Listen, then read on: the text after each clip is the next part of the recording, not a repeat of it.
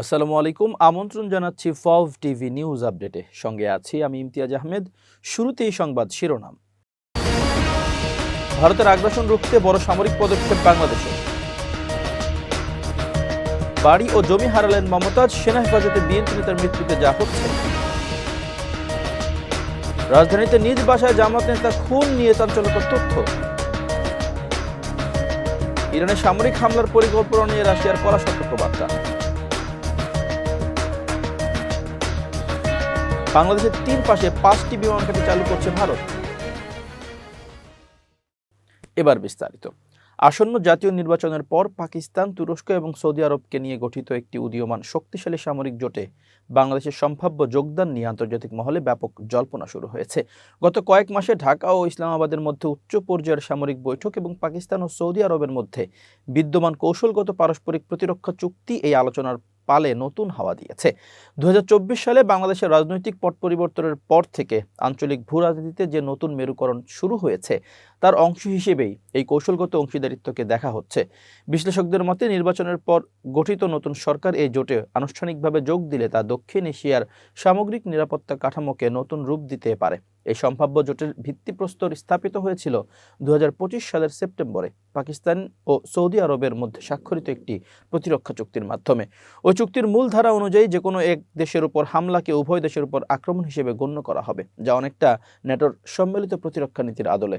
2026 সালের জানুয়ারিতে পাওয়া সর্বশেষ তথ্য অনুযায়ী তুরস্ক এই জোটে যোগ দেওয়ার বিষয়ে চূড়ান্ত পর্যায়ে আলোচনা চালাচ্ছে। পাকিস্তান যেহেতু একটি পারমাণবিক শক্তিধর রাষ্ট্র এবং তুরস্কের রয়েছে ন্যাটোর দ্বিতীয় বৃহত্তম সেনাবাহিনী, তাই সৌদি আরবের আর্থিক শক্তির সঙ্গে এই দুই সামরিক শক্তির সমন্বয় একটি অপরাজয় ত্রিভুজ গঠন করতে পারে। বাংলাদেশ এই জোটের অংশ হলে তা মূলত প্রশিক্ষণ, সন্ত্রাসবাদ মোকাবেলা এবং সামরিক সরঞ্জামের যৌথ উৎপাদনের ক্ষেত্রে নতুন দিগন্ত উন্মোচিত হবে। বাংলাদেশের সামরিক বাহিনী ইতোমধ্যে পাকিস্তানের সৌদি মডেলের প্রতিরক্ষা চুক্তির আদলে একটি খসড়া তৈরি করতে গভীর আগ্রহ দেখিয়েছে।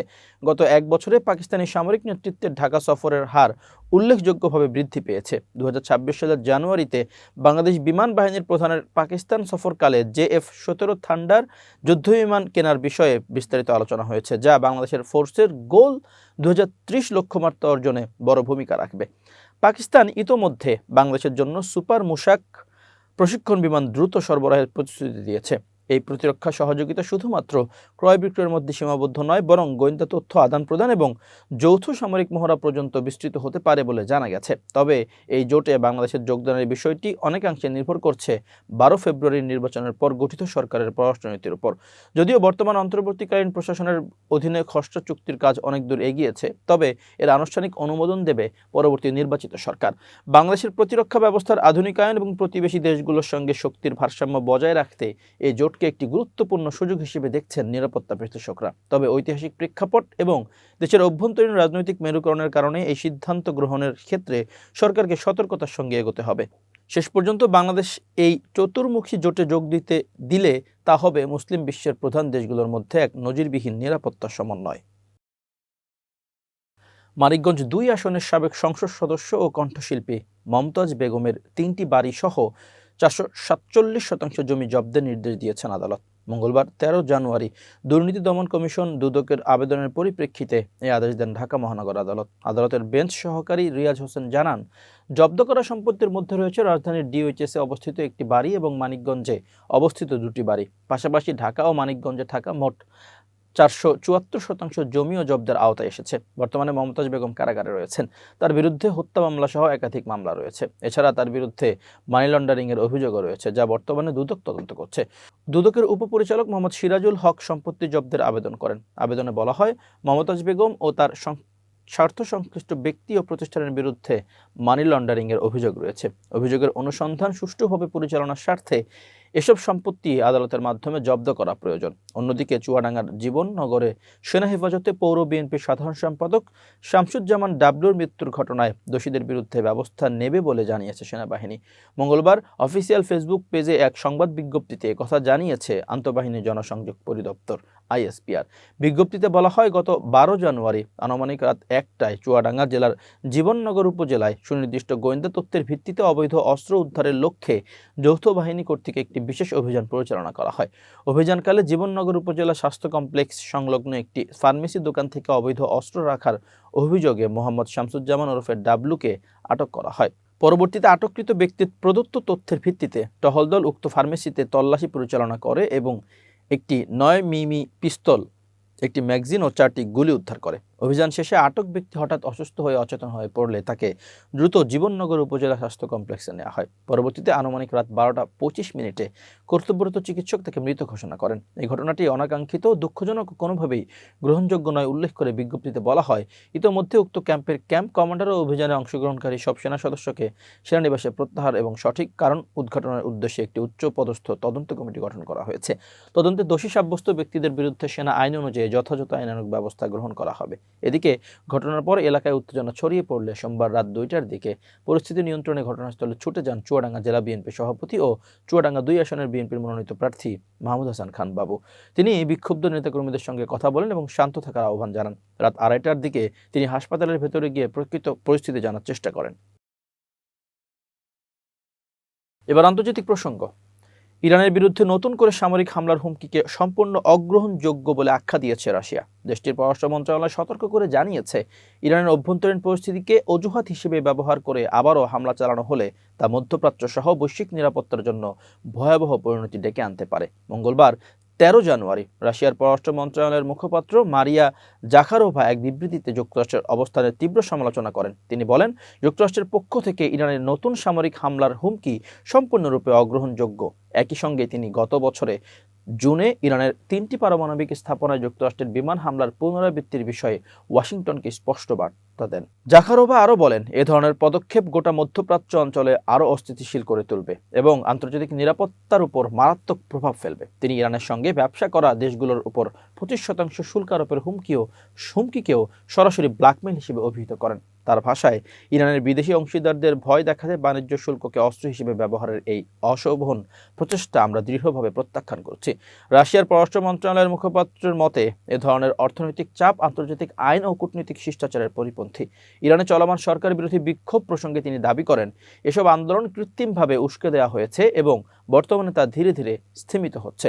তিনি আশাবাদ ব্যক্ত করে বলেন, পরিস্থিতি ক্রমেই স্থিতিশীলতার দিকে এগোচ্ছে। এদিকে যুক্তরাষ্ট্রের প্রেসিডেন্ট ডোনাল্ড ট্রাম্প সামাজিক যোগাযোগ মাধ্যম ট্রুথ সোশ্যালে দেওয়া এক পোস্টে ইরানি বিক্ষোভকারীদের আন্দোলন চালিয়ে যাওয়া আহ্বান জানিয়েছেন। তিনি লিখেছেন, ইরানি দেশপ্রেমিকরা বিক্ষোভ চালিয়ে যান, আপনাদের প্রতিষ্ঠানগুলোর নিয়ন্ত্রণ নিন, হত্যাকারী ও নির্যাতনকারীদের নাম সংরক্ষণ করুন, তাদের বড় মূল্য দিতে হবে। একই পোস্টে ট্রাম্প আরও জানান, বিক্ষোভকারীদের হত্যাকাণ্ড বন্ধ না হওয়া পর্যন্ত তিনি ইরানি কর্মকর্তাদের সঙ্গে সব ধরনের বৈঠক বাতিল করেছেন। পাশাপাশি তিনি দাবি করেন, সহায়তা আসছে। বাংলাদেশ সীমান্তবর্তী পশ্চিমবঙ্গ ও আসামের 5টি পরিত্যক্ত বিমান ঘাঁটি পুনরায় সচল করার বড় ধরনের পরিকল্পনা হাতে নিয়েছে ভারত সরকার। কৌশলগতভাবে অত্যন্ত গুরুত্বপূর্ণ শিলিগুড়ি করিডোর বা চিকেন নেক এর নিরাপত্তা নিশ্চিত করতেই দ্বিতীয় বিশ্বযুদ্ধের সময়কার এই ঘাঁটিগুলো সংস্কারের মূল উদ্দেশ্যে বলে ধারণা করা হচ্ছে। প্রতিবেশী বাংলাদেশের সঙ্গে কূটনৈতিক সম্পর্কের টানাপোড়েনের এই সময়ে ভারতের এমন তৎপরতা দক্ষিণ এশিয়ার ভূরাজনীতিতে নতুন উত্তেজনার আভাস দিচ্ছে। ভারতীয় সংবাদ মাধ্যম টাইমস অব ইন্ডিয়া জানিয়েছে, উত্তর পূর্ব ভারতের 7টি রাজ্যের সঙ্গে যোগাযোগের একমাত্র পথ এই সরু করিডোরটি নিয়ে ভারত বর্তমানে কোনো ঝুঁকি নিতে চাইছে না। বিশেষ করে বাংলাদেশের লালমনিরহাটে বিমান ঘাঁটি পুনর্নির্মাণের উদ্যোগ ভারতীয় সামরিক মহলে উদ্বেগের সৃষ্টি করেছে। যদিও বাংলাদেশ এই ঘাঁটি নিজস্ব প্রয়োজনে ব্যবহারের কথা জানিয়েছে, তবে ভারত তার পাল্টা প্রস্তুতি হিসেবে পশ্চিমবঙ্গ ও বিহার সীমান্তে ইতোমধ্যেই 3টি নতুন সেনা ঘাঁটি স্থাপন করেছে। এই 5টি বিমান ঘাঁটি সচল করার প্রক্রিয়াও সেই বাড়তি সতর্কতারই অংশ। পরিকল্পনা অনুযায়ী পশ্চিমবঙ্গের জলপাইগুড়ির আমবাড়ি ও পাঙ্গা, দক্ষিণ দিনাজপুরের বালুঘাট, মালদাহের ঝালঝালিয়া এবং আসামের ধুবড়ির বিমান ঘাঁটিগুলো সংস্কার করা হবে। এর আগে কোচবিহার ও আসামের রূপসী বিমানবন্দর দুটি সফলভাবে চালু করা হয়েছে। বর্তমানে এয়ারপোর্টস অথরিটি অব ইন্ডিয়া এসব বিমান ক্ষেত্রের দায়িত্ব রাজ্য সরকারের হাতে তুলে দিয়েছে। লক্ষ্য হলো জরুরি মুহূর্তে এই রানওয়েগুলো ব্যবহার করে দ্রুত সেনা ও রসদ সরবরাহ নিশ্চিত করা। দীর্ঘদিন অব্যাহত থাকায় এসব বিমান ঘাঁটির রানওয়ের ক্ষতিগ্রস্ত হওয়া এবং আশপাশের জনবসতি গড়ে ওঠার মতো কিছু কারিগরি চ্যালেঞ্জ রয়েছে। তবে প্রতিরক্ষা বিশেষজ্ঞরা বলছেন, সামান্য মেরামতের মাধ্যমে এগুলো হেলিকপ্টার বা ছোট সামরিক বিমান ওঠানামার উপযোগী করা সম্ভব। সীমান্তের উপরে ভূরাজনৈতিক পরিবর্তনের এই সময় ভারত তার উত্তর পূর্বাঞ্চলকে সুরক্ষিত রাখতে এই পুরনো কৌশলগত পরিকাঠামো গড়ায় এখন সর্বোচ্চ গুরুত্ব দিচ্ছে। এবার বিজ্ঞান ও প্রযুক্তির খবর। 2025 থেকে বৈশ্বিক বাজারে মেমোরি চিপের দাম বাড়ছে, যা 2026-এ এসে 50 থেকে 60% পর্যন্ত বৃদ্ধি পেয়েছে। এই মূল্য বৃদ্ধির সরাসরি প্রভাব পড়ছে স্মার্টফোন শিল্পে। বাংলাদেশ সহ বিশ্বের বিভিন্ন দেশে ইতিমধ্যেই মেমোরি চিপের বাড়তি দামের কারণে স্মার্টফোনের মূল্য সমন্বয় করা হয়েছে। গত এক দশকে স্মার্টফোন কেবল বিলাস পণ্য নয়, বরং দৈনন্দিন জীবনে অবিচ্ছেদ্য অংশে পরিণত হয়েছে। যোগাযোগের পাশাপাশি অফিসের কাজ, শিক্ষা, ডিজিটাল লেনদেন, সরকারি বেসরকারি সেবা, সামাজিক যোগাযোগ, বিনোদন এবং ই-কমার্স সব ক্ষেত্রেই স্মার্টফোন এখন অপরিহার্য। সব শ্রেণী ও আয়ের মানুষের দৈনন্দিন কার্যক্রমের কেন্দ্রে অবস্থান করছে এই ডিভাইস। স্মার্টফোনের উপর নির্ভরতা বাড়ার সঙ্গে সঙ্গে দামের বিষয়ে ভোক্তাদের দৃষ্টিভঙ্গিও বদলেছে।